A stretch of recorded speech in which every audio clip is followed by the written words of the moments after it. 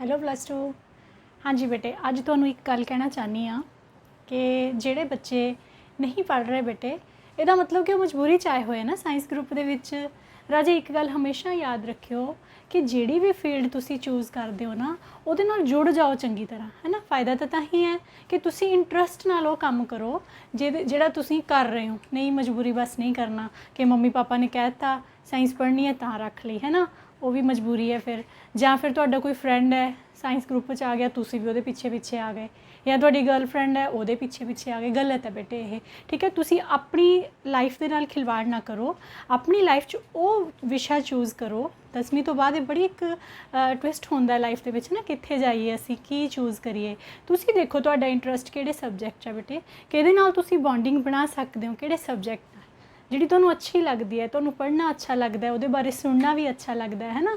ਉਹ ਚੀਜ਼ ਉਹੀ ਤੁਸੀਂ ਸਬਜੈਕਟ ਜਿਹੜਾ ਹੈ ਉਹ ਅਡਾਪਟ ਕਰੋ। ਇਹਦੇ ਨਾਲ ਦੇਖਿਓ ਲਾਈਫ 'ਚ ਕਦੀ ਵੀ ਤੁਹਾਨੂੰ ਕਿਸੇ ਵੀ ਮੁਸ਼ਕਿਲ ਦਾ ਸਾਹਮਣਾ ਨਹੀਂ ਕਰਨਾ ਪਏਗਾ, ਕਿਉਂਕਿ ਜਿਹੜੀ ਚੀਜ਼ ਸਾਡਾ ਇੰਟਰਸਟ ਹੁੰਦਾ ਹੈ ਉਹ ਚੀਜ਼ ਸਾਨੂੰ ਆਪਣੇ ਆਪ ਸਮਝ ਆਈ ਜਾਂਦੀ ਹੈ, ਕਿਉਂਕਿ ਅਸੀਂ ਉਹਦੇ ਨਾਲ ਰਿਲੇਟਡ ਕਿਤਾਬਾਂ ਪੜ੍ਹਦੇ ਰਹਿੰਦੇ ਹਾਂ, ਹੈ ਨਾ, ਜਾਂ ਲੈਕਚਰ ਵੀ ਸੁਣਦੇ ਹਾਂ। ਹੁਣ ਜੇ ਤੁਹਾਡਾ ਇੰਟਰਸਟ ਹੀ ਨਹੀਂ ਹੈ, ਮਜਬੂਰੀ 'ਚ ਬੈਠੇ ਆ, ਫਿਰ ਕੋਈ फ़ायदा नहीं बेटा, है ना। समझ नहीं आएगा, मेरा भी पूरा जोर लगी जाएगा बट थानू कुछ नहीं पता लगना, है ना। सो अपना इंटरस्ट या तो क्रिएट कर लो, बहुत टाइम है हले। मेरे +1 वाले बच्चों को तो बहुत टाइम है बेटे। अपना इंटरस्ट बनाओ इस सबजैक्ट दे विच, है ना, ताकि तुहानू अच्छा लगे। देखो मेरी पूरी कोशिश है कि मैं तुहानू दस्सां भी नेचर की है। तुसीं बहुत लक्की हो बेटे। मैं हमेशा कहनी हाँ साइंस स्टूडेंट्स बहुत लक्की होंदे हो कि तुहानू मौका मिलिया है कुदरत दे नाल जुड़न दा, है ना। अपनी डेली लाइफ जो आप यूज़ करते हैं चीज़ां वो किद्दां बनदियां ने वो जानने का मौका मिलता है। सो उन्होंने एक इंटरस्ट के तौर पर लै लो। हुण मेरी ही गल कर लो बेटे, मैं टीचर बन गई, है ना। जे मैं सोचती बहुत सारे ऐसे टीचर ने जिन्होंने पुछो ना, वो कहते जी असीं तां डॉक्टर बनना चाहते सी, इंजीनियर बनना चाहते सी, नहीं हो पाया इसलिए टीचर बन गए। मैं तो कभी होर किसी पासे जाने की ट्राई नहीं की बेटे। हमेशा तो सोचा सी टीचर बनना है, टीचर बन गए। और मैं अपनी फील्ड नूं, अपने बच्चों नूं बहुत प्यार करदी हाँ, है ना। मैं बहुत सैटिस्फाइड हाँ अपनी जॉब तो, और मैं हमेशा लगी रहनी किसी ना किसी काम कि मेरे बच्चों कोई प्रॉब्लम ना आए। जिहड़े बच्चे पढ़ चुके हैं उन्होंने पुछ के देखो, है ना, बहुत प्यार करते हैं बच्चे, बहुत प्यार लेंदे भी ने। सो वो चीज़ एक पैशन है ना, मैनू शौक है पढ़ाने का। हुण कोविड दे विच मैनू ऐसी कि मेरा बच्चों तो लिंक टुट जाना, है ना। सो मैं कुछ भी करके, तुहानू पता है मैं किसी तरह भी लिंक बना के रखा होया है ना।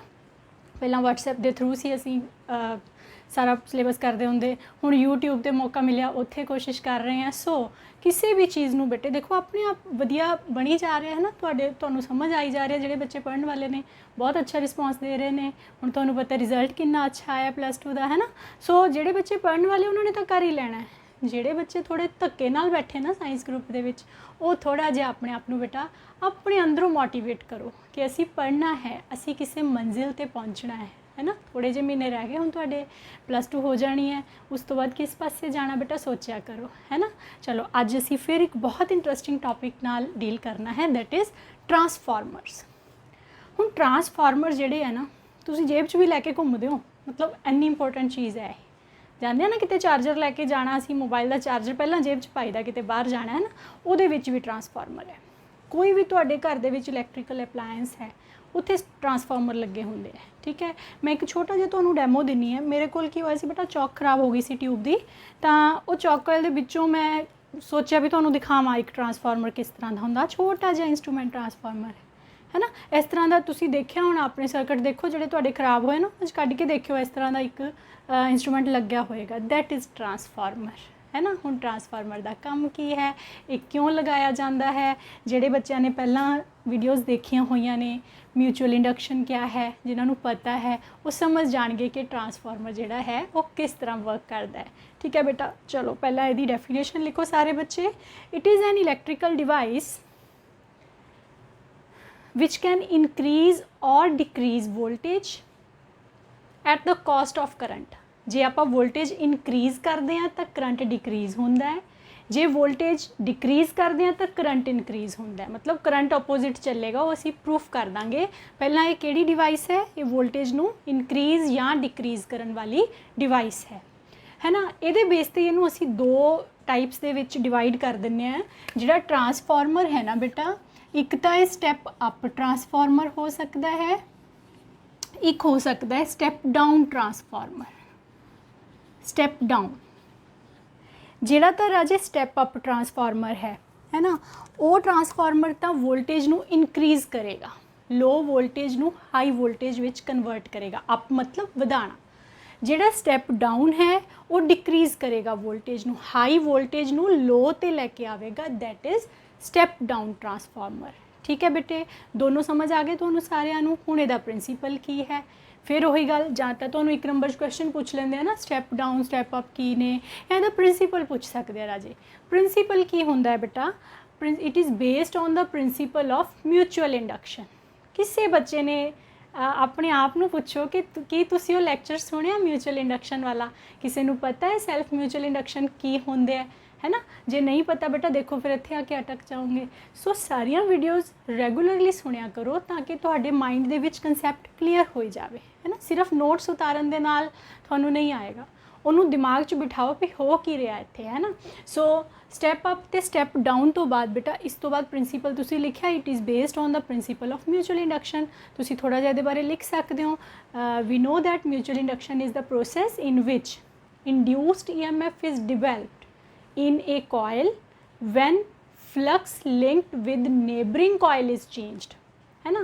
ਜਿਹੜੇ ਬੱਚਿਆਂ ਨੇ ਸਿਰਫ ਨੰਬਰ ਲੈਣ ਲਈ, ਮਤਲਬ ਜੇ ਤੁਸੀਂ ਗੱਲ ਕਰਦੇ ਹੋ ਫਿਰ ਤਾਂ ਜੇ ਤੁਸੀਂ ਪ੍ਰਿੰਸੀਪਲ ਲਿਖ ਕੇ ਸਿਰਫ ਮਿਊਚੁਅਲ ਇੰਡਕਸ਼ਨ ਵੀ ਲਿਖਿਆ ਹੋਗੇ ਨਾ ਬੇਟਾ ਤਾਂ ਵੀ ਤੁਹਾਨੂੰ ਨੰਬਰ ਪੂਰਾ ਮਿਲੇਗਾ। It is based on principal of mutual induction. ਜੇ ਤੁਹਾਨੂੰ ਯਾਦ ਹੋਵੇ ਮਿਊਚੁਅਲ ਇੰਡਕਸ਼ਨ 'ਚ ਕੀ ਹੋਣਾ ਹੈ ਬੇਟਾ, ਇੱਕ ਕੋਇਲ ਇੱਥੇ ਪਈ ਹੋਣੀ ਹੈ, ਦੂਜੀ ਕੋਇਲ ਇੱਥੇ ਪਈ ਹੋਣੀ ਹੈ ਨਾ? ਅਸੀਂ ਇਹਦੇ ਵਿੱਚ ਕੋਈ ਨਾ ਕੋਈ ਚੇਂਜ ਲਿਆਵਾਂਗੇ। ਅਸੀਂ ਜੇ AC ਨਾਲ ਹੀ ਇਹਨੂੰ ਜੋੜ ਦਿੱਤਾ, AC ਤਾਂ ਹੈ ਹੀ, ਕਦੀ 0 ਹੋ ਗਿਆ, ਕਦੀ ਵੱਧ ਗਿਆ, ਕਦੀ ਘਟ ਗਿਆ, ਆਪਣੇ ਆਪ ਚੇਂਜ ਹੋ ਰਹੀ ਹੈ ਫਲਕਸ ਇਹਦੀ, ਹੈ ਨਾ? ਜੇ ਇਹਦੀ ਫਲਕਸ ਚੇਂਜ ਹੋ ਰਹੀ ਹੈ ਤਾਂ ਇਹ ਮਿਊਚੁਅਲ ਇੰਡਕਸ਼ਨ ਕਰਕੇ ਇਹਦੇ ਵਿੱਚ EMF ਆ ਜਾਣੀ ਹੈ। ਜੇ ਤੁਸੀਂ ਇੱਥੇ ਬਲਬ ਲਗਾ ਦੂੰਗੇ ਨਾ ਉਹ ਆਪਣੇ ਆਪ ਜਲੇਗਾ ਫਿਰ, ਠੀਕ ਹੈ? ਜੇ ਤੁਸੀਂ ਇਹਨੂੰ ਚੇਂਜ ਕਰ ਰਹੇ ਹੋ ਫਲਕਸ ਨੂੰ, ਉਸ ਫਲਕਸ ਚੇਂਜ ਕਰਕੇ ਇੱਥੇ ਤੁਹਾਡੇ ਕੋਲ ਆਪਣੇ ਆਪ EMF ਇੰਡਿਊਸ ਹੋ ਜਾਏਗੀ। ਸਾਰੇ ਬੱਚਿਆਂ ਨੂੰ ਇਹ ਗੱਲ ਪਤਾ ਹੈ। ਸੋ ਉਹ ਇਹਦਾ ਪ੍ਰਿੰਸੀਪਲ ਹੈ ਟਰਾਂਸਫਾਰਮਰ ਦਾ। ਹੁਣ ਅਸੀਂ ਗੱਲ ਕਰਾਂਗੇ ਇਹ ਕੰਸਟਰਕਸ਼ਨ ਇਹਦੀ ਕਿਸ ਤਰ੍ਹਾਂ ਦੀ ਹੈ ਨਾ?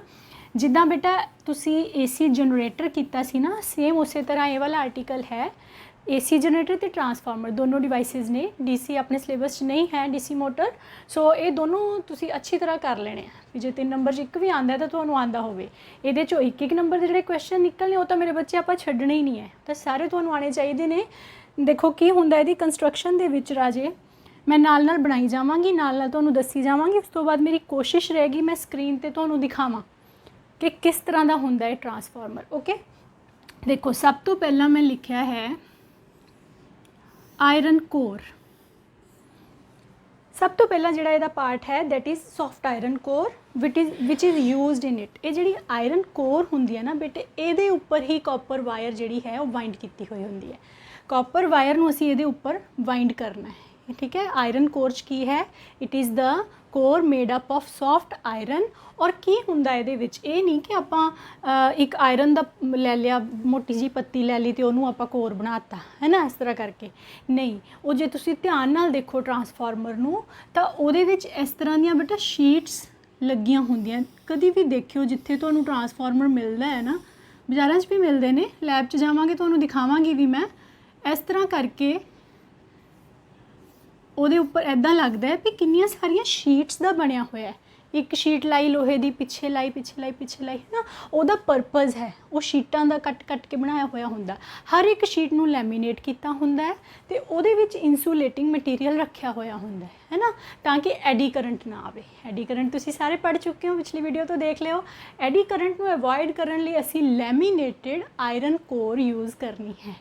ਕਲੀਅਰ ਹੈ ਬੇਟਾ? ਸੋ ਉਹ ਲੈਮੀਨੇਸ਼ਨ ਕਿੱਦਾਂ ਹੋਣੀ ਹੈ? ਇਸ ਤਰ੍ਹਾਂ ਇਹਦੀਆਂ ਸਲਾਈਸਿਸ ਕਰਕੇ, ਸਲਾਈਸਿਸ ਕਰਨ ਤੋਂ ਬਾਅਦ ਉਹਦੇ ਵਿੱਚ ਇਨਸੂਲੇਟਿੰਗ ਮਟੀਰੀਅਲ ਰੱਖ ਦੇਣਾ, ਫਿਰ ਉਹਨਾਂ ਨੂੰ ਸਾਰਿਆਂ ਨੂੰ ਜੋੜ ਦੇਣਾ, ਠੀਕ ਹੈ ਬੇਟਾ? ਉਹਦੇ ਨਾਲ ਐਡੀ ਕਰੰਟ ਨਹੀਂ ਆਏਗਾ। ਸੋ ਇਹ ਤਾਂ ਹੋ ਗਿਆ ਕੋਰ ਦਾ ਕੰਮ, ਠੀਕ ਹੈ? ਪਹਿਲਾ ਹੈ ਇਹਦੇ ਵਿੱਚ ਸਟੈਪ ਕੋਰ। ਉਸ ਤੋਂ ਬਾਅਦ ਹੈ ਬੇਟਾ ਪ੍ਰਾਇਮਰੀ ਕੋਇਲ। ਪ੍ਰਾਇਮਰੀ ਕੋਇਲ ਜਿਹੜੀ ਹੈ ਉਹ ਇਨਪੁੱਟ ਦੇ ਨਾਲ ਅਟੈਚ ਕੀਤੀ ਹੁੰਦੀ ਹੈ। ਇਨਪੁੱਟ ਇੱਥੇ ਅਸੀਂ ਜਦੋਂ ਘਰਾਂ ਦੇ ਵਿੱਚ AC ਸਪਲਾਈ ਹੈ, ਤੁਹਾਨੂੰ ਸਾਰਿਆਂ ਨੂੰ ਪਤਾ ਹੈ ਨਾ, AC ਦੀ ਸਪਲਾਈ ਨਾਲ ਉਹ ਇਨਪੁੱਟ ਨੂੰ ਆਪਾਂ ਅਟੈਚ ਕਰ ਦਿੰਦੇ ਹਾਂ। ਆਪਾਂ ਸਵਿਚ ਔਨ ਕਰਾਂਗੇ, ਸਵਿਚ ਆਫ ਕਰਾਂਗੇ, AC ਆਉਣਾ ਸ਼ੁਰੂ ਹੋ ਗਿਆ, ਹੈ ਨਾ? ਜਦੋਂ ਸਵਿਚ ਔਨ ਕਰਨ 'ਤੇ AC ਆਉਣਾ ਸ਼ੁਰੂ ਹੋ ਗਿਆ ਤਾਂ ਮੈਗਨੈਟਿਕ ਫਲਕਸ अपने आप चेंज होनी शुरू हो गई, करंट चेंज होया, फ्लक्स चेंज होएगी। सो बेटा ਇਹਦੀ ਜਦੋਂ फ्लक्स चेंज हुई है ये है प्राइमरी कॉइल, ठीक है।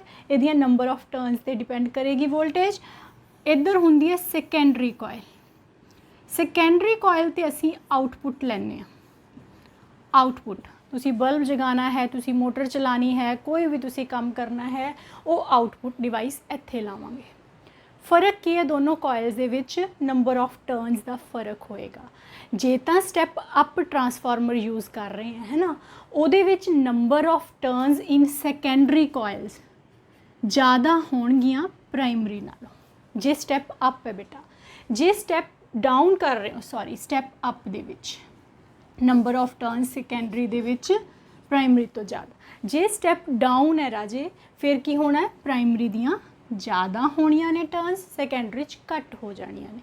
वो वोल्टेज नू घटा के लियाऊगा। मतलब कि सारे का सारा जिहड़ा साडा दारोमदार टिकिया होया है वो है नंबर ऑफ टर्न्स ते, ठीक है। ये नहीं कि आप जिन्नियां मर्जी कर दित्तियां लपेटियां इधर ज़्यादा या इधर ज़्यादा, नहीं। साडा जिहड़ा ट्रांसफार्मर यूज़ होना है उत्थे लिखिया हुंदा के रेशो एक तो ज़्यादा है कि एक तो घट है। के रेशो मैं तुहानूं दसांगी थ्योरी दे विच की है। सो ये चीज़ तुसी याद रखनी है। हुण इहदे विच 3 पार्ट आए ने सिर्फ बेटा इहदी कंस्ट्रक्शन दे विच। एक तो है आयरन कोर, उस तुसी की लिखना है, iron core is used, okay, which is laminated to avoid eddy currents. Second number ते primary coil, at the one end of the core coil is wound which is connected to input source, okay. And secondary coil, third is secondary coil. It is the copper wire wound over the other end of the core, and output is obtained across it. Clear है बेटा। सो ये साडे कोल input ते output जिहड़े है वो लैण वास्ते आ गए। विच आ गई तुहाडी आयरन कोर। उस तो बाद है बेटे हुण इहदे च आपां कुछ चीज़ां एज्यूम करनियां ने, एजम्पशनस मैं तुहानूं लिखवाइयां ने।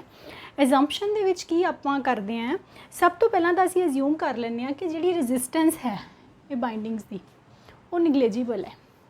क्योंकि देखो एज्यूम करके चलांगे फिर आपां जदों सानूं प्रॉब्लम आएगी भी एजम्पशन ट्रू नहीं हैगियां फिर उहनूं रिमूवल वास्ते कोई ना कोई मैथड तां लभांगे ही, है ना। सो पहला असीं यही एज्यूम कर लिया भी रेजिस्टेंस नहीं है इन्हां दी, फ्लक्स लॉस कोई नहीं है, मतलब जिन्नी फ्लक्स इधर चेंज कर रहे हैं सारी दी सारी चेंज इत्थे पहुंच रही है, रस्ते च किते गुम नहीं हो रही, है ना। ये भी साडी एजम्पशन है। अगली है बेटा एनर्जी लॉसेस, एडी करंट्स करके कोई लॉस नहीं हो रहा, उहदा तां वैसे असीं प्रोग्राम ही फिट किया है भी हो ही नहीं सकता, है ना। सो ये चीज़ां जिहड़ियां दिमाग च रखनियां ने आपां एज्यूम करके चले हुए, ठीक है ना बेटा। सो चलो अगला है थ्योरी। थ्योरी आपां किस तरह करनी है हुण। मेन काम तो अपना थ्योरी का है, जे तुहानूं समझ आ गई तो वैल एंड गुड, क्योंकि ये तो तुसी रट्टे भी लगा लेने हो। वैसे मेरे बच्चे रट्टा ना लगाओ, बड़ी ईजी जी चीज़ है। स्टैप अप कदों होगा जदों सैकेंडरी दियां टर्न्स ज़्यादा है, स्टैप डाउन कदों होएगा जदों सैकेंडरी दियां टर्न्स घट है ना। तो फ्लक्स जिहड़ी हुंदी तुहानूं सब नूं पता नंबर ऑफ टर्न्स ते डिपेंड करदी है। हुण देखो आपां थ्योरी लिखांगे। जे मैं फ्लक्स नूं फाई बी मान लवां, थ्योरी दे विच सुपोज कर लो जिहड़ी प्राइमरी कॉइल है उहदी फ्लक्स फाई बी है, मैगनैटिक फ्लक्स की गल हो रही है, सो असी बी लिखते हैं इत्थे। हुण उस केस दे विच जे सारी दी सारी फ्लक्स सैकेंडरी कॉइल च जांदी है, जे आपां कहने कोई फ्लक्स लॉस नहीं है, तो जिन्नी इंड्यूस्ड EMF बेटे प्राइमरी च होएगी, प्राइमरी कॉइल च किन्नी EMF इंड्यूस होएगी, दैट इज़ -NP d∅/dt। ਤੁਹਾਨੂੰ ਸਾਰਿਆਂ ਨੂੰ ਪਤਾ ਹੈ ਨਾ ਇਹ ਵਾਲੀ ਚੀਜ਼ ਤਾਂ, ਇਹ ਅਸੀਂ ਪਿਛਲੀ ਵੀਡੀਓ 'ਚ ਕਰ ਚੁੱਕੇ ਹਾਂ ਵੀ ਕਿੰਨੀ EMF ਇੰਡਿਊਸ ਹੁੰਦੀ ਹੈ। ਫੈਰਾਡੇ ਨੇ ਸਾਨੂੰ ਐਕਸਪੈਰੀਮੈਂਟਲੀ ਕਰਕੇ ਦਿਖਾਇਆ ਸੀ, ਦੈਟ ਇਜ਼ d∅/dt, ਅਤੇ ਨੰਬਰ ਆਫ ਟਰਨਸ ਜਿੰਨੀਆਂ ਹੋਣਗੀਆਂ ਉਹਨੂੰ ਨਾਲ ਅਸੀਂ ਮਲਟੀਪਲਾਈ ਕਰ ਦੇਣਾ ਹੈ।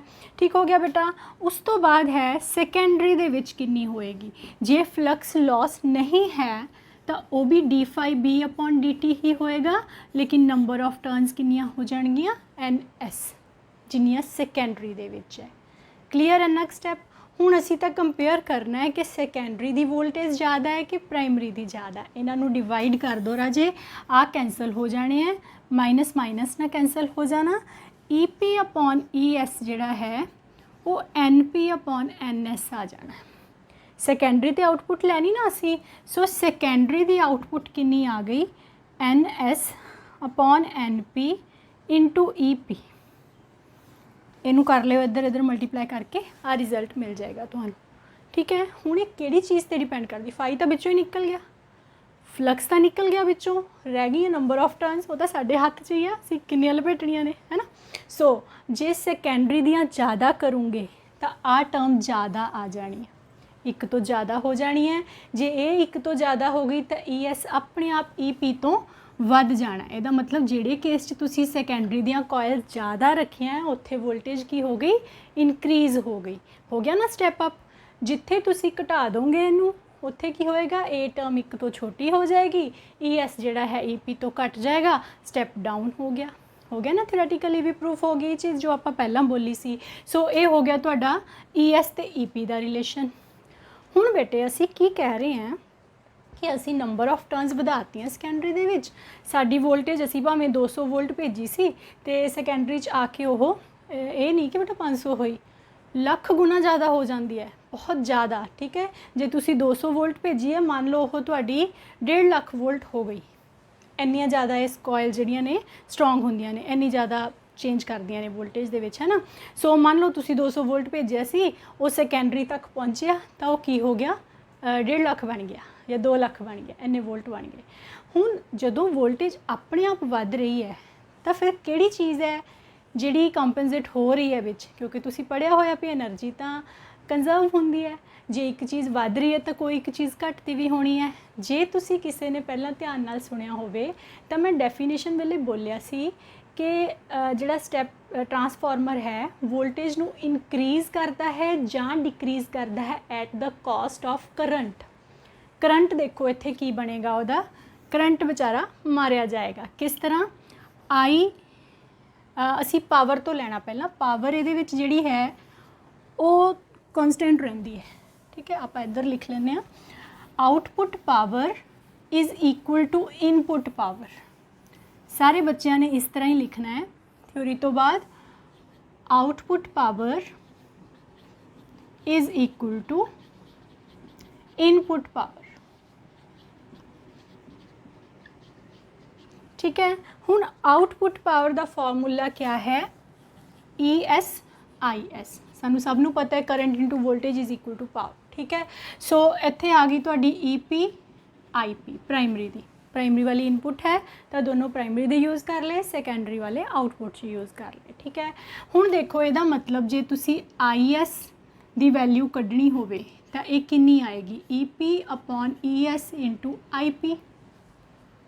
EP/ES ਦੀ ਵੈਲਿਊ ਕਿੰਨੀ ਹੈ, ਜੇ ਇੱਥੋਂ ਕੱਢੀਏ ਤਾਂ ਉਹ NP/NS ਹੈ, IS।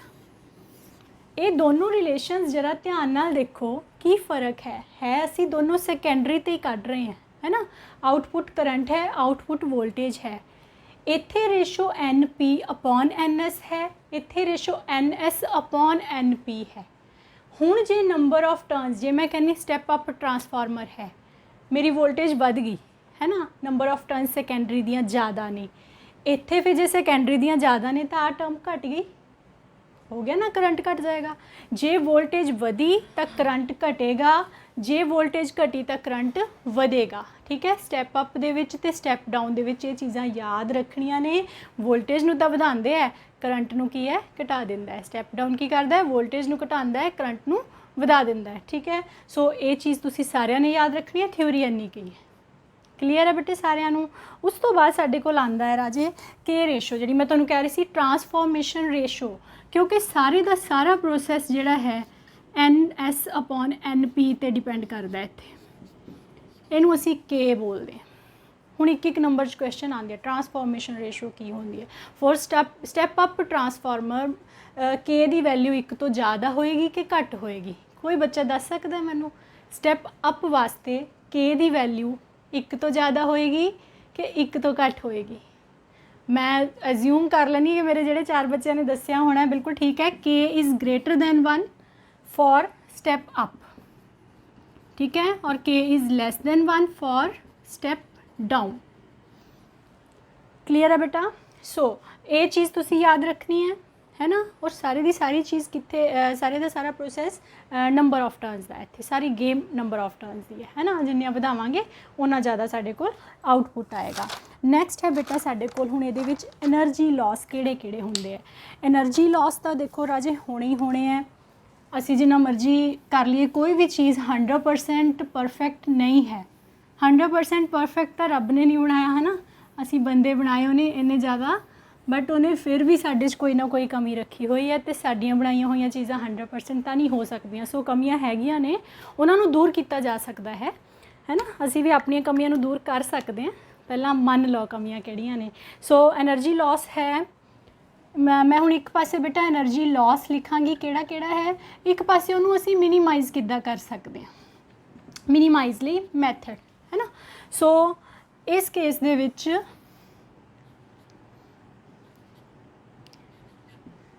ਸਭ ਤੋਂ ਪਹਿਲਾ ਜਿਹੜਾ ਲਾਸ ਹੈ એનર્ਜੀ ਦਾ ਉਹ ਹੈ ਤੁਹਾਡੇ ਕੋਲ ਕਾਪਰ ਲਾਸ।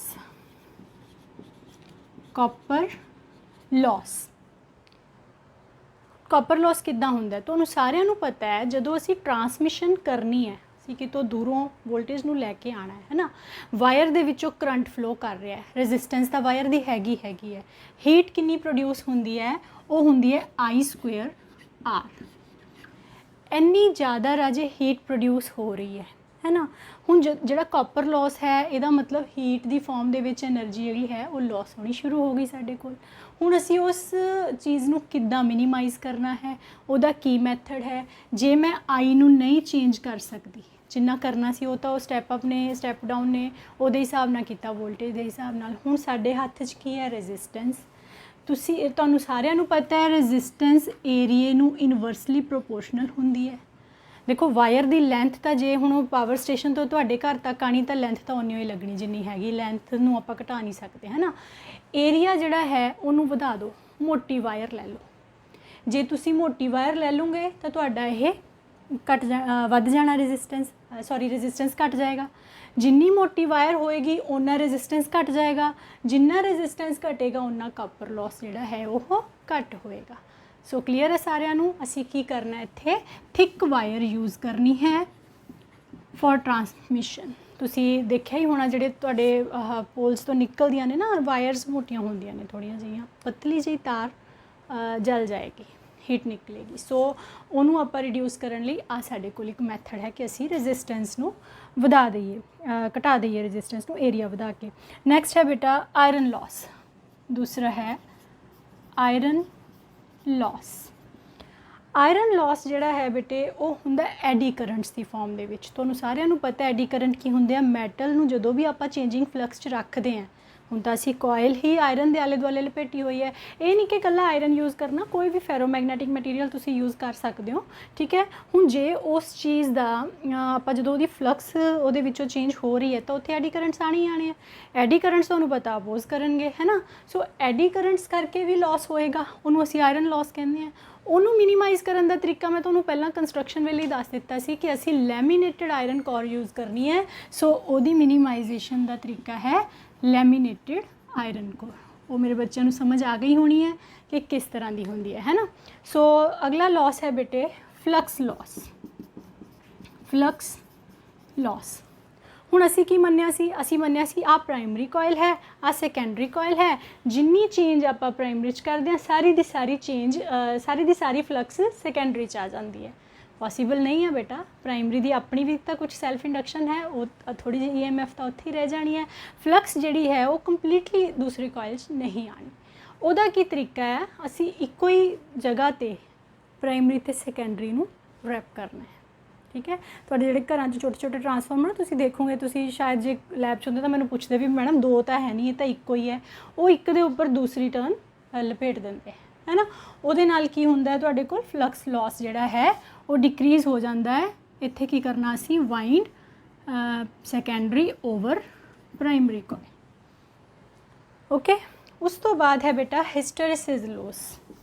ਹਿਸਟੈਰਿਸਿਸ ਇਹ ਤੁਸੀਂ ਸਾਰਿਆਂ ਨੇ ਪੜ੍ਹਿਆ ਹੋਇਆ ਹੈ, ਯਾਦ ਹੈ ਆਪਾਂ ਲੀਫ ਟਾਈਪ ਇੱਕ ਬਣਾਇਆ ਸੀ ਹੈ ਨਾ, ਫੈਰੋਮੈਗਨੈਟਿਜ਼ਮ ਜਦੋਂ ਕੀਤਾ ਸੀ ਤਾਂ ਮੈਂ ਤੁਹਾਨੂੰ ਕਿਹਾ ਸੀ ਜਿੰਨਾ ਇਸ ਦਾ ਏਰੀਆ ਜ਼ਿਆਦਾ ਹੋਏਗਾ ਇਸ ਕਰਵ ਦਾ ਉਨਾ ਹੀ ਲਾਸ ਜ਼ਿਆਦਾ ਹੋਏਗਾ એનર્ਜੀ ਦਾ। ਸੋ ਉਹ ਅਸੀਂ ਉਹ ਮਟੀਰੀਅਲ ਯੂਜ਼ ਕਰਨਾ ਹੈ ਜਿਹਦਾ ਹਿਸਟੈਰਿਸਿਸ ਏਰੀਆ ਜਿਹੜਾ ਹੈ, ਹਿਸਟੈਰਿਸਿਸ ਲੂਪ ਜਿਹੜੀ ਹੈ ਘੱਟ ਹੋਵੇ ਉਹ ਏਰੀਆ, ਠੀਕ ਹੈ। ਉਹ ਅਸੀਂ ਕੀ ਕਰਨਾ ਹੈ, choose the material, choose the suitable material. By using suitable material, ਜਿਹਦੀ ਹਿਸਟੈਰੀਸਿਸ ਘੱਟ ਹੋਵੇ, ਏਰੀਆ ਘੱਟ ਹੋਵੇ। ਠੀਕ ਹੈ, ਚਲੋ ਇਹ ਹੋ ਗਏ ਤੁਹਾਡੇ ਲਾਸ ਤੇ ਮਿਨੀਮਾਈਜ਼ ਕਰਨ ਦੇ ਮੈਥਡ। ਹੁਣ ਇਹਨਾਂ 'ਚੋਂ ਇੱਕ ਇੱਕ ਨੰਬਰ ਦਾ ਵੀ ਆ ਸਕਦਾ ਹੈ, ਇਹ ਪੂਰੇ ਦਾ ਪੂਰਾ ਕੁਐਸਚਨ ਵੀ ਆ ਜਾਂਦਾ ਹੈ। ਠੀਕ ਹੈ ਬੇਟੇ, ਨੈਕਸਟ ਹੈ ਸਾਡੇ ਕੋਲ ਯੂਜ਼ਿਸ ਕੀ ਹੈ ਟਰਾਂਸਫਾਰਮਰ ਦੀਆਂ, ਕਿਉਂ ਆਪਾਂ ਲੈ ਕੇ ਆਏ ਟਰਾਂਸਫਾਰਮਰ। ਇੱਕ ਬਹੁਤ ਇੰਪੋਰਟੈਂਟ ਯੂਜ਼ ਦੀ ਗੱਲ ਕਰਾਂਗੀ ਮੈਂ ਬੇਟੇ, ਜਦੋਂ ਟਰਾਂਸਮਿਸ਼ਨ ਹੁੰਦੀ ਹੈ ਮੈਂ ਤੁਹਾਨੂੰ ਦੱਸਦੀ ਹਾਂ ਕਿ ਪਾਵਰ ਡਿਸੀਪੇਸ਼ਨ ਦੇ ਨਾਲ ਜੇ ਟਰਾਂਸਫਾਰਮਰ ਨਾ ਹੋਵੇ ਤਾਂ ਸਾਡੇ ਘਰਾਂ ਦੇ ਵਿੱਚ ਬਿਜਲੀ ਜਿਹੜੀ ਤੁਸੀਂ ਇੰਜੋਏ ਕਰ ਰਹੇ ਹੋ ਨਾ, ਕਿ 220 ਵੋਲਟ ਦੀ ਬਿਜਲੀ ਆ ਰਹੀ ਹੈ, 50 ਹਰਟਜ਼ ਦਾ ਸਾਈਕਲ ਆ ਰਿਹਾ ਹੈ ਨਾਲ, ਹੈ ਨਾ, ਤਾਂ ਉਹ ਸਾਡੇ ਘਰਾਂ ਤੱਕ ਪਹੁੰਚਣੀ ਨਹੀਂ ਹੈ। ਇੱਕ ਛੋਟਾ ਜਿਹਾ ਤੁਹਾਨੂੰ ਮੈਂ ਬਲੌਕ ਡਾਇਗਰਾਮ ਬਣਾ ਕੇ ਦਿਖਾਉਂਗੀ। ਮੰਨ ਲਓ ਆ ਪਾਵਰ ਸਟੇਸ਼ਨ ਹੈ, ਪਾਵਰ ਸਟੇਸ਼ਨ, ਠੀਕ ਹੈ। ਅਸੀਂ ਜੇ ਇੱਥੇ ਸਿਰਫ 220 ਵੋਲਟ ਦੀ ਹੀ ਸਪਲਾਈ ਰੱਖੀਏ, ਅਸੀਂ ਉਹ 220 ਵੋਲਟ, ਆ ਤੁਹਾਡਾ ਘਰ ਹੈ, ਠੀਕ ਹੈ, ਤੁਹਾਡਾ ਸਵੀਟ ਹੋਮ ਹੈ ਜਿੱਥੇ ਮੇਰੇ ਬੱਚੇ ਰਹਿੰਦੇ ਹੈ ਨਾ। ਸੋ ਇੱਥੋਂ ਜਦੋਂ ਬਿਜਲੀ ਨਿਕਲੇਗੀ ਬੇਟਾ, ਤਾਂ ਅਸੀਂ ਇੱਥੇ ਟਰਾਂਸਫਾਰਮਰ ਲਗਾਇਆ ਹੋਇਆ, ਪਹਿਲਾਂ ਉਹ ਟਰਾਂਸਫਾਰਮਰ ਕੋਲ ਜਾਏਗੀ, ਉਹ ਹੋਏਗਾ step up transformer. Power station ਜਦੋਂ ਨਿਕਲੇਗੀ ਨਾ, ਜੇ ਤਾਂ ਇਹੀ 220 ਦੀ 220 ਮੈਂ ਭੇਜਾਂ ਬਿਨਾਂ ਕਿਸੇ ਟਰਾਂਸਫਾਰਮਰ ਤੋਂ, ਇੱਥੇ ਜਾਂਦੇ ਜਾਂਦੇ ਤਾਂ ਇਹਨੇ 2 ਵੋਲਟ ਵੀ ਨਹੀਂ ਰਹਿ ਜਾਣਾ, ਨੈਗੇਟਿਵ 'ਚ ਵੀ ਜਾ ਸਕਦੀ ਹੈ। ਬਹੁਤ ਦੂਰ ਦੂਰ ਵੀ ਘਰ ਹੁੰਦੇ ਆ, ਸਾਰੇ ਕਿਤੇ ਪਹੁੰਚਾਣੀ ਬਿਜਲੀ ਹੈ ਨਾ, ਸੋ ਇਹ ਤਾਂ ਖ਼ਤਮ ਹੋ ਜਾਣੀ ਹੈ। ਹੁਣ ਕੀ ਹੁੰਦਾ ਹੈ ਫਿਰ, ਇਹਨੂੰ ਪਹਿਲਾਂ ਸਟੈਪ ਅਪ ਦੇ ਕੋਲ ਲੈ ਕੇ ਜਾਂਦੇ ਆ। ਸਟੈਪ ਅਪ ਦੇ ਵਿੱਚ ਬਹੁਤ ਸਾਰੀਆਂ ਨੰਬਰ ਆਫ ਟਰਨਸ, ਇਹਨੂੰ ਬਹੁਤ ਲੱਖਾਂ ਹੀ ਗੁਣਾ ਕਰ ਦਿੰਦਾ ਹੈ, ਜਿੰਨੇ ਸਾਨੂੰ ਰਿਕੁਆਇਰਡ ਹੈ ਅਸੀਂ ਉਸ ਹਿਸਾਬ ਨਾਲ ਸੈਟਿੰਗ ਕਰਕੇ 220 ਤੋਂ ਮੰਨ ਲਓ ਅਸੀਂ 1 ਲੱਖ ਬਣਾ ਲਿਆ, ਇੰਨੇ ਵੋਲਟ ਬਣ ਗਏ। ਠੀਕ ਹੈ, ਬਹੁਤ ਜ਼ਿਆਦਾ ਬੇਟਾ, ਤੁਸੀਂ ਦੇਖਿਓ, ਮੈਂ ਤੁਹਾਨੂੰ ਪਿਕਚਰ ਦਿਖਾਉਂਗੀ, ਵੱਡੇ ਵੱਡੇ ਟਰਾਂਸਫਾਰਮਰ ਹੁੰਦੇ ਆ, ਤੁਸੀਂ ਦੇਖੇ ਵੀ ਹੋਏ ਸਾਰਿਆਂ ਨੇ, ਉਹਦੇ ਨਾਲ ਇੰਨੀ ਜ਼ਿਆਦਾ ਵੋਲਟੇਜ ਹੋ ਗਈ। ਹੁਣ ਇਹ ਵੋਲਟੇਜ ਜਾਏਗੀ ਕਾਪਰ ਵਾਇਰਸ ਦੇ ਥਰੂ। ਜੇ ਸਾਰੀ ਦੀ ਸਾਰੀ ਸਾਡੇ ਘਰਾਂ 'ਚ ਵੜ ਜਾਏ ਪੁੱਤ, ਕੀ ਹੋਊਗਾ ਫਿਰ? ਸਾਡਾ ਤਾਂ ਸਾਰਾ ਕੁਝ ਜਲ ਜਾਣਾ ਹੈ ਨਾ। ਇੰਨੀ ਵੋਲਟੇਜ ਤਾਂ ਅਸੀਂ ਸਹਿ ਨਹੀਂ ਸਕਦੇ, ਕੋਈ ਇੰਸਟਰੂਮੈਂਟ ਵੀ ਨਹੀਂ ਸਹਿ ਸਕਦਾ। ਫਿਰ ਉੱਥੇ ਕੀ ਹੁੰਦਾ, ਸਟੈਪ ਡਾਊਨ ਟਰਾਂਸਫਾਰਮਰ ਲੱਗਿਆ ਹੁੰਦਾ। ਪਹਿਲਾਂ ਇਹ ਸਟੈਪ ਡਾਊਨ ਕੋਲ ਜਾਏਗੀ, ਉੱਥੇ ਜਾ ਕੇ ਜਦੋਂ ਇਹ 1 ਲੱਖ ਇੱਥੇ ਪਹੁੰਚ ਗਈ, ਇਹ ਇਹਨੂੰ ਅੰਦਰ ਹੀ ਅੰਦਰ ਪ੍ਰੋਸੈਸ ਕਰਕੇ 220 ਵੋਲਟ 'ਚ ਚੇਂਜ ਕਰ ਦੇਗਾ। ਫਿਰ ਸਾਡੇ ਘਰ ਆਏਗੀ ਅਤੇ ਅਸੀਂ ਇੰਜੋਏ ਕਰਾਂਗੇ ਆਪਣੀ ਲਾਈਟ, ਹੈ ਨਾ। ਆਪਣੇ ਸਾਰੇ ਜੋ ਵੀ ਅਸੀਂ ਯੂਜ਼ ਕਰਦੇ ਹਾਂ ਚੀਜ਼ਾਂ, ਉਹ 220 ਵੋਲਟ ਨੂੰ ਇਹ ਸਾਡੇ ਘਰ ਤੱਕ ਲੈ ਕੇ ਆਏਗਾ, ਹੈ ਨਾ। ਜਿਹੜੀ ਇੱਥੋਂ 220 ਜਨਰੇਟ ਹੋਈ ਸੀ, ਰਸਤੇ 'ਚ ਜ਼ਿਆਦਾ ਹੋ ਗਈ, ਉਸ ਤੋਂ ਬਾਅਦ ਜਿੰਨੀ ਵੀ ਪਹੁੰਚੀ, 1 ਲੱਖ ਤਾਂ ਨਹੀਂ ਪਹੁੰਚਣੀ, ਅਗਰ 50,000 ਵੀ ਪਹੁੰਚੀ ਹੈ ਤਾਂ ਉਹਨੂੰ ਸਟੈਪ ਡਾਊਨ ਕਰਕੇ ਇੱਥੇ ਲੈ ਆਉਣਾ। ਠੀਕ ਹੈ ਬੇਟਾ। ਸੋ ਇਹ ਜਿਹੜਾ ਪ੍ਰੋਸੈਸ ਕੰਸੈਪਟ ਆਪਣੇ ਦਿਮਾਗ 'ਚ ਰੱਖਿਓ ਤਾਂ ਤੁਹਾਨੂੰ ਕਦੀ ਭੁੱਲੇਗਾ ਹੀ ਨਹੀਂ ਵੀ ਟਰਾਂਸਫਾਰਮਰ ਕਿਉਂ ਲਗਾਉਂਦੇ, ਹੈ ਨਾ। ਟਰਾਂਸਫਾਰਮਰ ਜਿਹੜਾ ਹੈ ਉਹ ਟਰਾਂਸਮਿਸ਼ਨ ਵਾਸਤੇ ਹੀ ਹੈ, ਐਨਰਜੀ ਦੀ ਈਜ਼ੀ ਟਰਾਂਸਮਿਸ਼ਨ ਵਾਸਤੇ ਅਸੀਂ ਟਰਾਂਸਫਾਰਮਰ ਯੂਜ਼ ਕਰਦੇ ਹਾਂ। ਸੋ ਇਹ ਚੀਜ਼ ਯਾਦ ਰੱਖਣੀ ਹੈ। ਬਾਕੀ ਮੇਰੇ ਬੱਚੇ ਟਰਾਂਸਫਾਰਮਰ ਨੂੰ ਟੀਵੀ 'ਚ, ਕੰਪਿਊਟਰ, ਛੋਟੇ ਛੋਟੇ ਜਿਹੜੇ ਜੋ ਵੀ ਤੁਹਾਡੇ ਘਰਾਂ 'ਚ ਅਪਲਾਇੰਸ ਯੂਜ਼ ਕਰਦੇ ਉਹਨਾਂ 'ਚ ਲਿਖ ਦਿਓ। ਏਅਰ ਕੰਡੀਸ਼ਨਰ ਯੂਜ਼ ਹੁੰਦੀ ਹੈ, ਟੀਵੀ 'ਚ ਯੂਜ਼ ਹੁੰਦੀ ਹੈ। ਓਕੇ, ਹੋਰ ਆਪਣੇ ਕੋਲ ਆ ਜਾਂਦਾ ਇਹਦਾ, it is used in welding. ਜਿਹੜੀ ਤੁਹਾਡੀ ਸਟੈਪ ਡਾਊਨ ਟਰਾਂਸਫਾਰਮਰ ਹੈ ਉਹ ਵੈਲਡਿੰਗ ਪਰਪਸ ਲਈ ਯੂਜ਼ ਹੁੰਦਾ ਹੈ, ਇੰਡਕਸ਼ਨ ਫਰਨੈਸ 'ਤੇ ਯੂਜ਼ ਹੁੰਦਾ ਹੈ। ਇਸ ਤਰ੍ਹਾਂ ਦੀਆਂ ਜਿਹੜੀਆਂ 3-4 ਤੁਸੀਂ ਯੂਜ਼ਿਸ ਹੈ ਆਪਣੇ ਮਾਈਂਡ 'ਚ ਰੱਖੋ। ਚਲੋ ਬੇਟੇ, ਮੈਨੂੰ ਉਮੀਦ ਹੈ ਕਿ ਤੁਹਾਨੂੰ ਸਾਰਿਆਂ ਨੂੰ ਸਮਝ ਆ ਗਿਆ ਹੋਣਾ ਹੈ। ਬੜਾ ਇੰਟਰਸਟਿੰਗ ਟੌਪਿਕ ਹੈ ਇਹ, ਪਰ ਮੇਰੇ ਬੇਟੇ ਆਪਣੀ ਮਿਹਨਤ ਕਰਨੀ ਸ਼ੁਰੂ ਕਰੋ। ਸਾਰੇ ਬੱਚੇ ਇੰਟਰਸਟ ਦਿਖਾਓ। ਥੈਂਕ ਯੂ ਬੇਟਾ।